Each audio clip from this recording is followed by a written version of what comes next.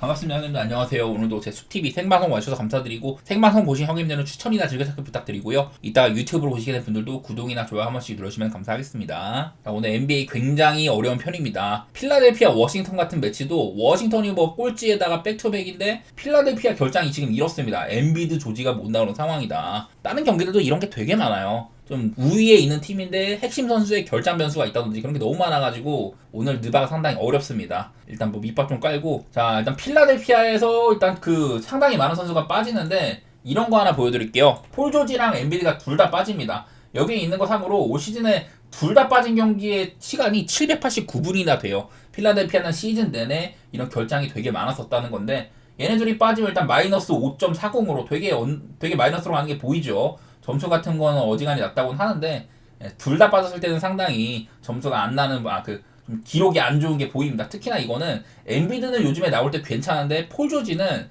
얘가 뛸 때마다 마이너스가 크게 찍힙니다. 그런 부분들이 안 좋고, 내일 지금 예상 라인업이 맥시, 우브레, 고든, 마틴, 드러먼드 이렇거든요. 지금 여기에 적힌 라인업이 있는데, 자, 이 라인업으로 필라델피아가 돌아갈 때는 기본적으로 오펜시브 레이팅이 100이 안 되고요. 디펜시브 레이팅도 안 좋아가지고 마이너스 19.7이 찍힙니다. 그러니까 내일 라인업이 그렇게 썩 좋은 라인업은 아니라는 거예요. 반대로 이제 워싱턴 얘기를 해보면은 일단 백투백일 때 0승 4패로 안 좋고, 제가 매번 워싱턴이 주전 라인업은 다소간에 젊다. 대신에 베테랑들이 나오는 벤치 구간에 브록던이나 뭐 키스퍼트, 발렌슈나스 이런 애들이 있을 때는 조금 더 뭐 괜찮아지는 부분들이 있다고 했는데, 워싱턴은 주전 구간에는 마이너스 9.6, 벤치 구간에서는 net 레이팅이 마이너스 4.1로 그나마 벤치 때 조금 이렇게 그래도 팀적인 구색을 갖춰주는 편이긴 한데요. 요즘엔 뭐 브록던도 부상이고, 사실 쿠즈마가 나와서 뭐 꽤 할 때도 있지만 직전 경기 때 부상으로 나가리가 되기도 하고, 그래서 오늘도 쿠즈마가 나올지 안 나올지 모르는 상황에다가 풀도 결장이 잦은 편입니다. 자, 이제 이 워싱턴의 백투백 전적을 한번 살펴보려고 하는데, 여기서 이제 하나하나 보면 되겠죠. 워싱턴은 올 시즌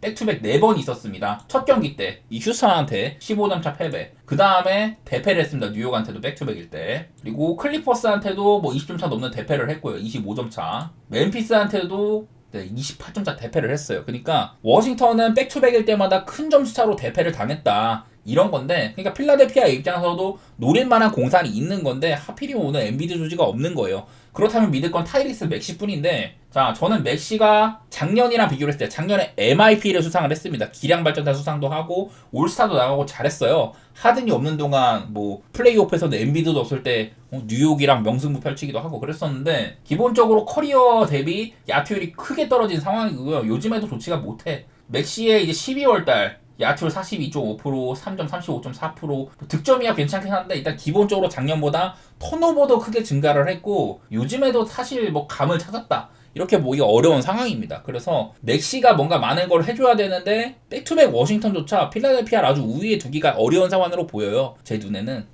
이거 필라델피아는 보기가 좀 어려울 것 같아. 워싱턴이 여태 백투백일 때 계속 달려왔지만은 상대한 팀들의 리스트가 꽤나 어려운 팀들이었었거든요. 저는 이제 엔비드가 없는 필라델피아는 그렇게 대단한 팀으로는 안 봐가지고 저는 한번 워싱턴의 프렌 쪽으로 생각을 합니다.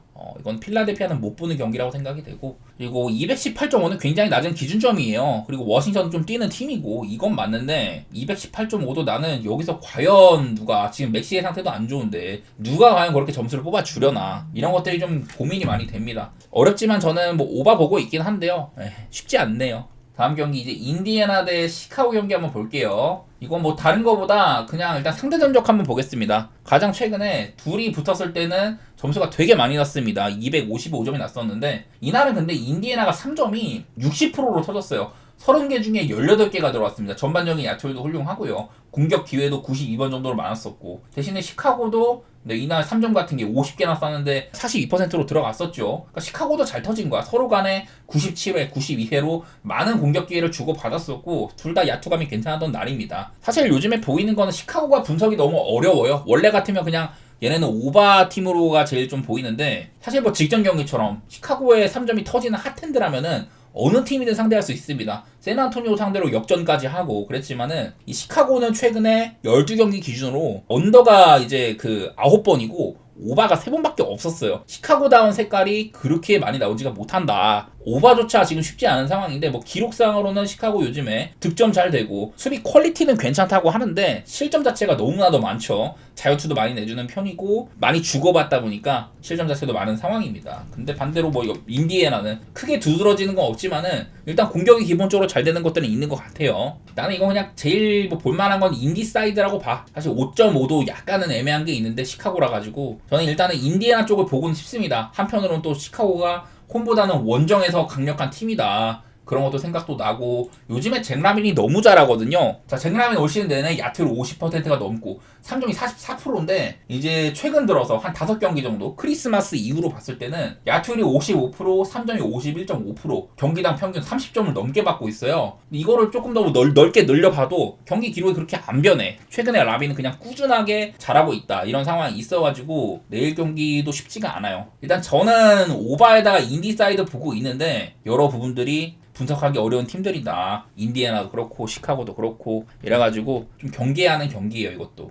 자, 그리고 이제 클리블랜드 한번 말씀드릴게요. 클리블랜드랑 오클라호마 경기인데 딱 봐도 지금 동서부에서 최고의 팀들 간의 대결입니다. 오클라호마 얼마 전에 보스턴을 잡았었죠. 뉴욕, 보스턴, 클리블랜드 상대하면서 동부의 강호들이랑 연전을 펼치고 있는데 지금 둘 다 연승 행진입니다. 클리블랜드 10연승, 오클라호마 15연승인데 시즌 토탈 기록을 봤을 때는 클리블랜드의 그 내용이 되게 괜찮거든요. 이런 게 하나 있어요. 이건 어찌 보면은 30승 5패 오클한테도 해당될 수가 있는데 자, 여기 보면은 30승을 달성하면서 5패 미만으로 기록한 팀들의 리스트입니다. 클블이 지금 아마 31승 4패거든요. 여기 보면은 전부 다 쭈루룩 리스트가 있고 뭐 연도가 있고 그리고 해당 팀들의 그 30승을 달성했을 때 기록인데 이런 팀들 30승 뭐 3패, 4패 이렇게 한 팀들이 10팀 중에 6팀이 우승을 했다고 해요. 그만큼 지금 클리블랜드도 이런 리스트에 들 자격이 있는 팀이다. 클리블랜드의 기세가 그만큼 좋다는 겁니다. 이미 벌써부터 우승 얘기가 나올 정도로 대단한 팀이라는 건데 지금 오클도 30승을 달성을 했고 물론 여기는 3패, 4패 리스트는 아니지만은 30승 5패로 굉장히 훌륭하거든요. 클리블 입장에서는 지금 되게 좋은 흐름인데 오클이라는 난관을 맞이한 셈이다.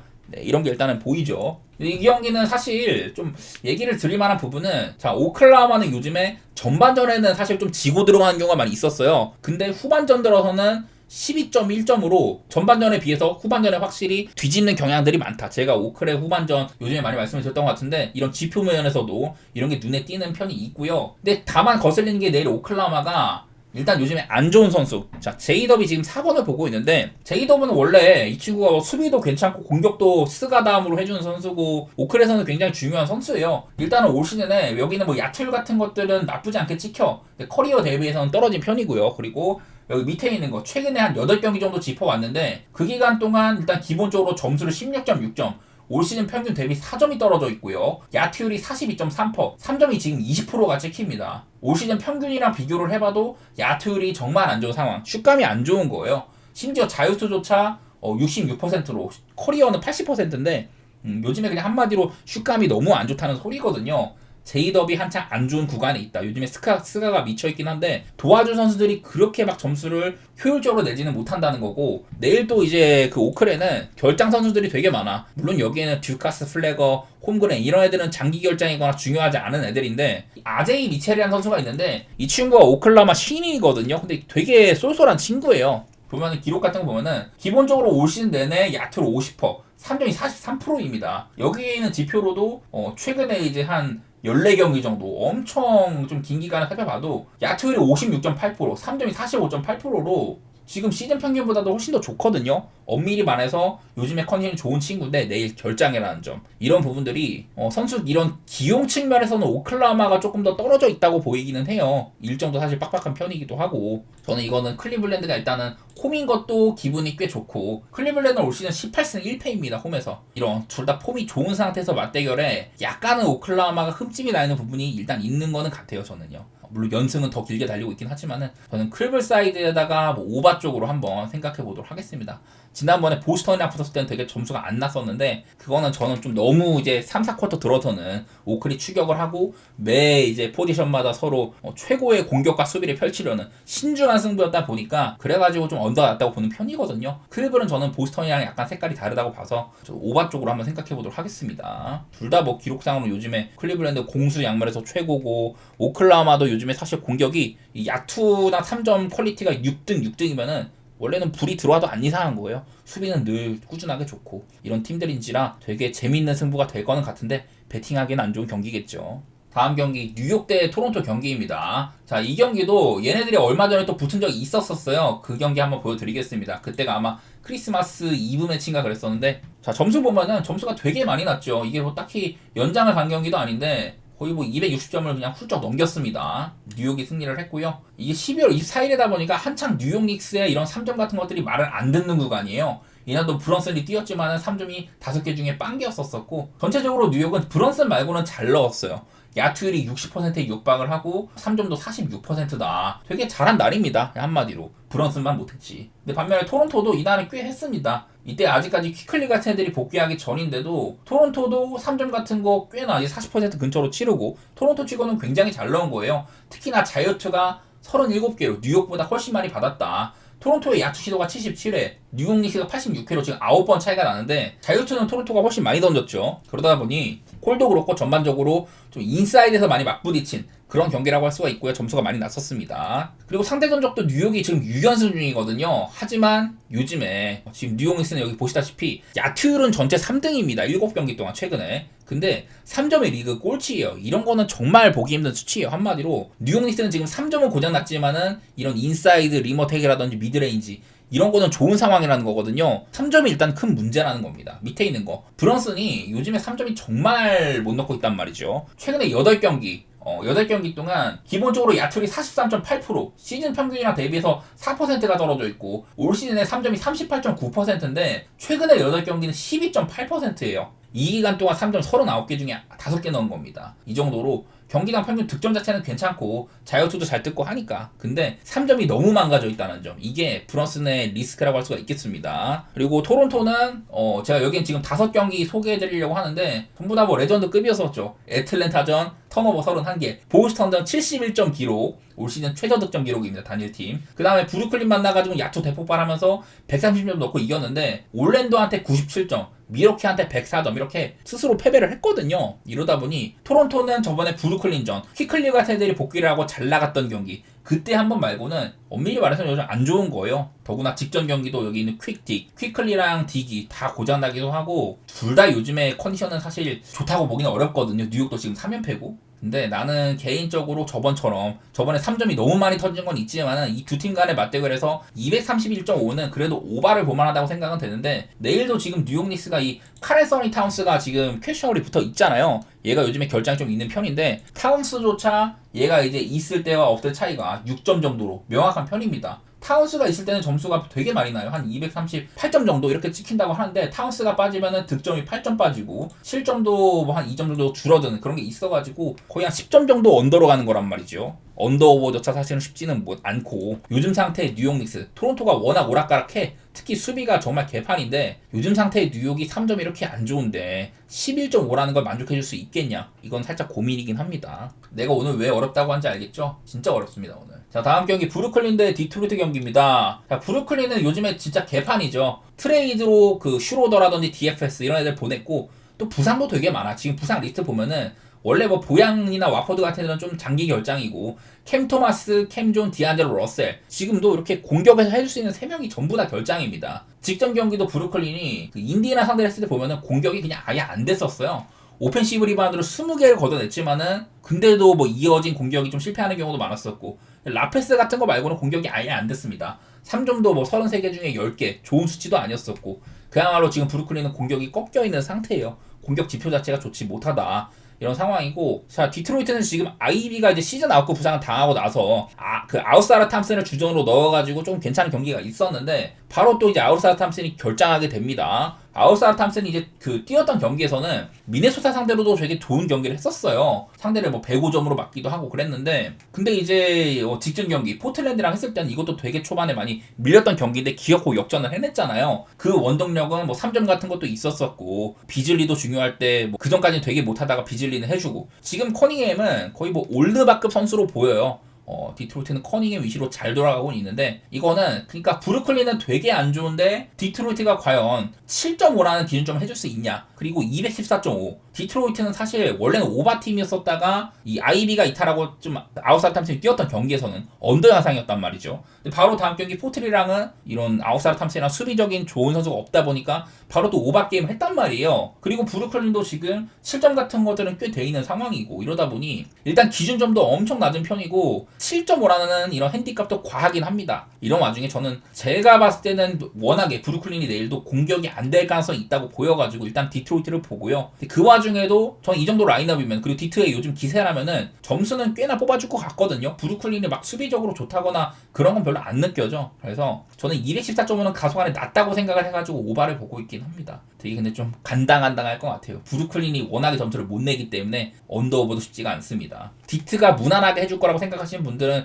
디트 선택해도 괜찮을 거는 같아요. 다음 경기 뉴올 대 포틀 경기인데, 자, 뉴올리언스는 지금 직전 경기 때 미네소타전에서 자이언이 복귀를 했습니다. 나름대로 되게 잘했어요. 자이언이 긴 시간을 뛰진 않았지만 충분히 본인의 모습은 보여줬던 경기다, 그렇게 생각은 드는데, 근데 이거는요, 지금은 자이언이 퀘스처너블인데 내가 봤을 때는 아마 내일 자이언을 백투백일 때 관리를 해주지 않을까, 저는 그런 생각이거든요. 아마 난 자이언이 안 뛸 것 같거든. 근데 지금 뉴올리언스는 잉그램이 없는데 트머삼까지 빠져있단 말이에요. 제가 그 전에 이 트머삼에 대해서 얘기를 되게 많이 했었습니다. 이 친구가 최근에는 뭐 이런 공격 시도 횟수라든지 야투율이라든지 점수 내는 거 상으로는 뉴올리언스의 거의 뭐 1옵션급이다, 이런 얘기를 했는데, 어제 경기는 트머삼이 빠지고 자이언이 온 경기였었잖아요. 근데 오늘 경기는 일단 트머삼은 결장이고 자이언이 나는 관리 차원에서 백투백일 때 안 뛸 것 같거든. 지금 상태에서 자이언이랑 트머삼이 없고 잉그램은 원래 빠진다면은 팀에서 이 득점을 뽑아줄 수 있는 거의 뭐 탑5 중에 잉그램, 트머삼, 자이언이면 탑3에 들 텐데,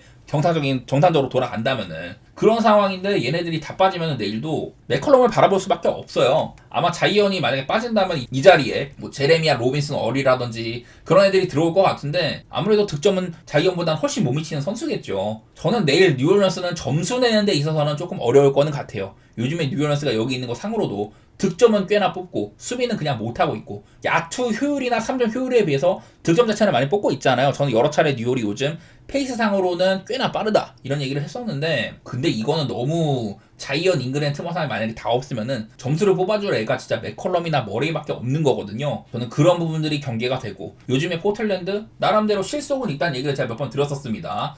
요즘에는 얘네가 에이튼의 출전 시간을 줄이고, 그리고 도노반 클링건도 많이 좀 줄이면서 아브디아를 센터로 쓰는 스몰볼을 많이 쓰고 있거든요. 그런 것들이 꽤나 잘 먹힙니다. 지난번에 디트한테는 크게 앞서 나가기도 하고 결국엔 역전을 당했지만은 요즘에 포틀랜드는 저는 그 실속은 있다고 보이기는 해요. 그리고 뭐 얘네들 원정 가면은, 오늘도 원정인데 그 이제 홈일 때 비해서 원정으로 가면은 기본적으로 득점 빠지는 거나 뭐 실점 빠지는 거 계산을 하면은 16.5점이나 언더게임이 나오거든요. 글쎄 이거는 뉴올리언스가 요즘에 나름대로 뛰는 모습이 있어가지고 서로 간에 많이 주고받는다면은 포틀랜드의 언더 수치가 안 좋아질 수도 있는데, 그냥 바깥에서 보면은 포틀랜드 언더 가면은 되게 원정 가면 언더가 난다. 뉴올리언스 내일 만약에 자이언까지 없으면은 득점 뽑아줄 친구가 많이 좀 줄어든다, 이런 상황인지라 포틀 프렌의 언더 생각 중이에요. 이거는 물론 자이언이 뛴다면은 여러 가지 것들이 바뀔 수 있겠지만은 저는 현 시점에서 내일 자이언이 뛸 가능성은 그렇게 높게는 안 보고 있다. 그동안 햄스트링 부상 때문에 계속 결장을 했었는데 당장 백투백에서 뛰게 해줄까? 그런 부분들은 저는 좀 거슬리고요.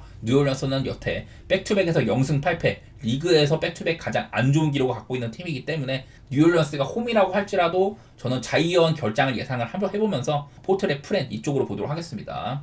다음 경기 덴버 대 클리퍼스인데요. 자, 이것도 요키치의 상태가 가장 큰 문제예요. 지금 클리퍼스는 뭐 카와이 돌아오고 그전에도 하든 위시로 애들이 잘했기 때문에 카와이 스스로 요즘에 클리퍼스는 잘하고 있고 내가 클리퍼스의 흐름에 맞추겠다, 본인 위주로 뭐 개편할 게 아니라 그냥 내가 맞추겠다, 이런 얘기를 했었어요. 그래서 카와이가 합류하고 나서는 지금 뭐 벤치에서만, 벤치 구간에서도 대존주, 코피, 바툼 이런 공수야물에서 훌륭한 3명의 윙자원이 뛸 수 있는 상황이라서 클리퍼스는 카와이가 돌아오고 무조건 플러스입니다. 이런 얘기를 제가 여러 차례 들었었고요. 자, 덴버는 오늘도 갑자기 요키치가 이런 질병 문제로 새벽에 프로모블이니까 뛸 수는 있다고 나왔는데 갑자기 이제 아침 돼서는 퀘션으로 바뀌었어요. 그런 경우는 제가 못 뛰는 경우가 많다고 했었었고 오늘 결장까지 해버렸습니다. 그러니까 한마디로 요키치가 정상적으로 뛸 수 있는 상태가 아니라는 거예요. 어디 몸 쪽에 부상이 있는 게 아니라 질병적인 이슈. 미국도 지금 우리나라처럼 독감 같은 게 되게 한창인 것 같아요.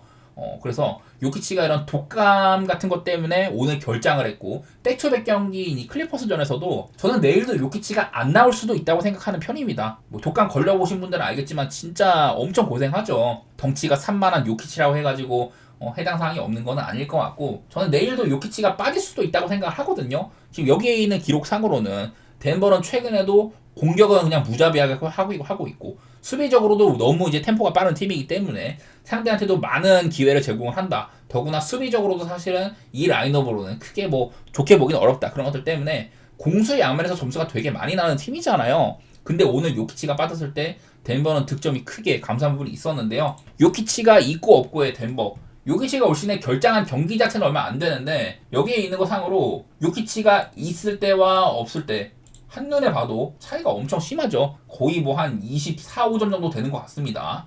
특히 이거는 거의 공격에서 크게 감소를 한다.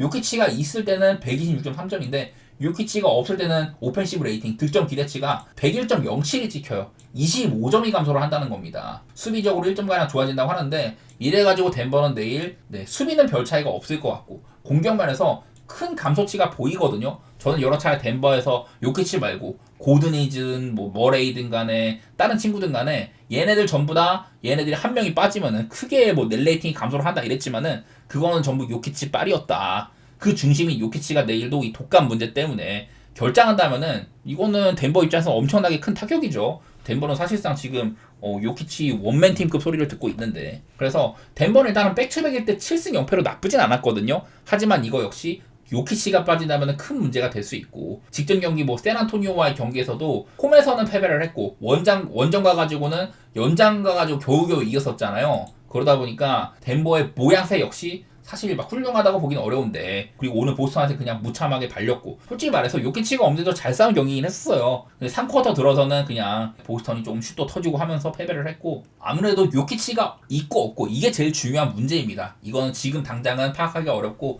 내일도 이 경기가 11시 경기여가지고 아침까지 나올지는 모르겠는데, 저는 개인적으로 요키치가 나온다 하더라도 정상 상태는 아닐 것이다. 그런 것들을 좀 보고는 있고, 클리퍼스는 요즘 확실히 분위기 자체는 좋아 보인다. 클리퍼스 사이드에다가 언더 쪽으로, 이거는 뭐 덴버가 요키치가 없을 때 득점이 크게 빠지는 부분들, 기본적으로 클파는 요즘 카와이가 오고 나서 좀 헷갈리긴 하지만은 기본적으로 좀 언더 색채를 띠는 팀이라고 봐야 될 것 같거든요. 저는 그렇게 보겠습니다. 마지막으로 미러키 대 샌안토니오 경기 있는데, 이거는 문제가 뭐냐면은 지금 사실 직전 경기 때 보면 미러키는 NBA컵에서 우승한 뒤로 갑자기 팀에 독감이 많이 돌았잖아요. 릴라드나 쿤보가 결장한 경기도 많았었고, 돌아와서도 특히 릴라드는 많이 헤맸단 말이에요. 근데 갑자기 직전 경기는 릴라드가 대폭발을 했어요. 근데 이 경기에서 쿤보가 그 2쿼터 막바지 때 오른손이 찢어졌습니다. 그래서 막 피도 흐르고 이래가지고 이걸로 꿰매야 한다고 하더라고요. 직전 경기 때 쿤보는 트리플 더블을 기록을 했는데, 이날 이제 쿤보가 올 시즌 내내 야투율 50% 이상, 경기당 그리고 20득점 이상을 계속해서 기록을 하다가 이날 아마 11득점인가 그랬거든요. 쿤보의 기록도 깨졌고, 쿤보가 이날 4쿼터 때 아예 그냥 통으로 휴식을 취했습니다.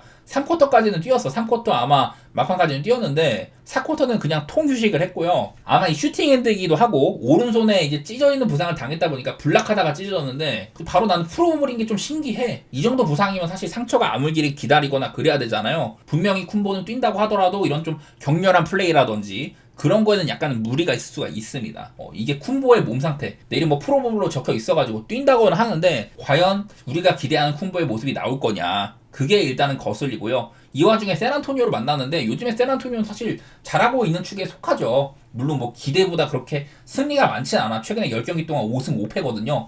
뭐 원정도 되게 많았었고 내일도 원정인데, 그래서 사실 샌안토니오도 흐름 자체는 괜찮지만은 원정이라서 마냥 뭐 좋아 보지는 않는다, 그건 있는데, 그래도 11경기 동안 지금 언더가 8번이거든요. 이런 거는 보여. 그냥 요즘에 확실히 수비가 좋아진 점, 웬맨야마를 위시로 지금 야투방어, 3점 방어 모두 다 리그 1등이에요. 최근에 8경기 동안에는. 그리고 이 기간 동안 실점도 적은 편이고, 기본적으로 이 경기도 사실 미러키를 요즘에 오바팀이라고 보기는 어렵습니다. 샌안토니오 역시 수비를 기반으로 하는 팀이고, 제일 좋게 보는 건 언더인데, 언더 역시나 223.5 좀 짭니다. 직전 경기 때도 샌안토니오가 사실 시카고 상대로 원정 가가지고 되게 잘하고 있었는데, 전반전에 15점 앞서던 거를 결국엔 이 경기를 졌잖아요. 그런 것도 있다 보니까 샌안토니오를 마냥 막 좋게 보기도 어렵긴 하다. 그러지만은 저는 일단은 이거는 좀 세란토니오 프렌 생각 중이에요. 글쎄 난 릴라드는 어디까지나 되게 좀 오락가락 할 것 같아. 직전 경기는 잘했다고 해서 그냥 이제 나이도 많이 있고 릴라드가 저는 지금은 릴라드를 올르바급 선수로는 안 보거든요. 슈팅 같은 것들은 직전 경기는 괜찮아도 다음 경기 때 세란토니오 같이 수비가 좋은 팀을 상대로는 고전할 만도 하다.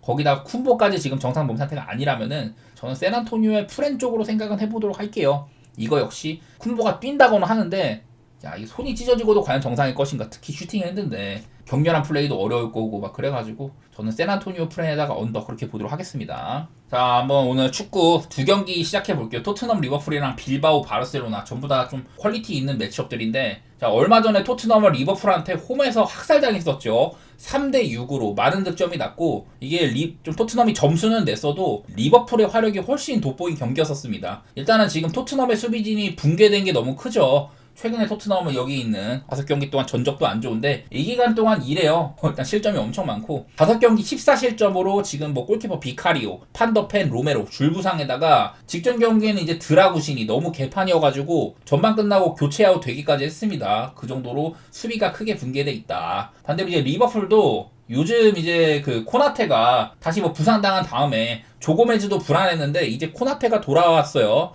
그리고 이건 어디까지나 요즘에 리버풀이 워낙에 세고 공격력이 미친 상황이야. 그리고 또 이제 리버풀은 그 토트넘과의 지난 24번의 맞대결에서 맞대결상으로 홈 원정을 가리지 않고 16승 6무 2패 최근 18경기 동안 토트넘 상대로는 무조건 득점을 해주고 있어요. 기록 같은 것들은 리버풀이 좋다. 근데 이제 리버풀이 이런 리그컵에서 좀 소규모 대회에서는 류니, 모튼, 엔도, 콴사 로테이션도 많이 돌렸었는데 지금 이게 4강입니다. 4강. 그래서 상위 라운드여가지고 저는 뭐 리버풀이 라인업에 신경을 쓴다면은 원정이어도 또 한 번 리버풀을 노릴만 하다고 보거든요. 이거는 라인업 변수는 리버풀이 세게 가냐 힘을 빼냐지 지금 토트넘은 기본적으로 그냥 힘이 빠져 있는 상태예요. 상대 능력상으로 뭐 이런 기록이라든지 과연 오늘 리버풀이 라인업을 얼마나 신경 쓸지 토트넘의 수비가 붕괴된 점 이런 점들이 키포인트라고 보고 있고 저는 뭐 리버풀 사이드에다가 뭐 오바 이렇게 보고 있습니다.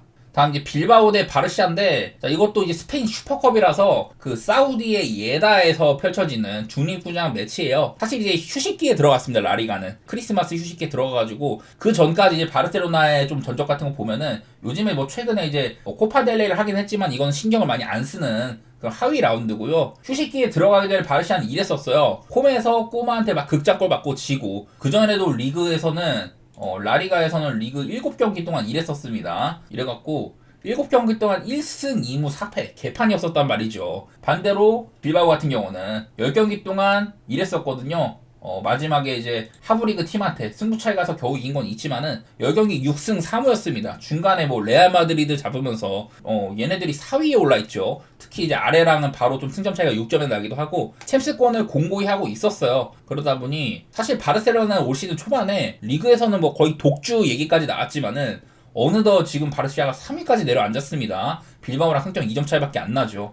두 팀 다 뭐 한 달 넘도록 일주일에 2경기씩 힘든 일정을 치르다가 크리스마스 휴식기를 야무지게 보내오고 온 10점인데 자 원래 얘네 둘은요 상대 전적상으로 지금 뭐 빌바오가 이 바르셀로나 원정 가가지고 25년 동안 못 이긴 거 그런 게 있었거든요. 그러니까 누캄프에서는 빌바오가 오랫동안 못 이겼어. 오른쪽에 불이 언제 들어오냐를 좀 보면은 쭉 보면은 빌바오가 바르시아 원정에서는 오랫동안 못 이겼어요. 되게 오래전이야. 쭉 보면은 계속해서 불이 안 들어오죠. 2000년대까지 가야 되는데 2001년에 빌바오가 바르셀로나 원정 누캄프에서 이겨본 거 말고는 딱히 상대 전적상으로 빌바오가 이점이 없었단 말이죠. 일단은 근데 이 경기는 중립구장 매치입니다. 그래갖고 해당 사항이 없는 편이야. 그리고 아까 봤던 이 2021년 네, 여기 이거 하나 있는 것도 이것도 그 뭐 누캄프가 아니에요. 여기도 세비야의 중립구장 매치였단 말이죠. 그때는 연장 가가지고 빌바오가 이겼었다. 2015년. 네, 이때도 슈퍼컵이 있거든요. 이때는 홈어웨이로 치러졌는데 바르셀로나 누캄프에서는 비기고 빌바오가 홈에서는 2대0, 4대0 이렇게 이겨가지고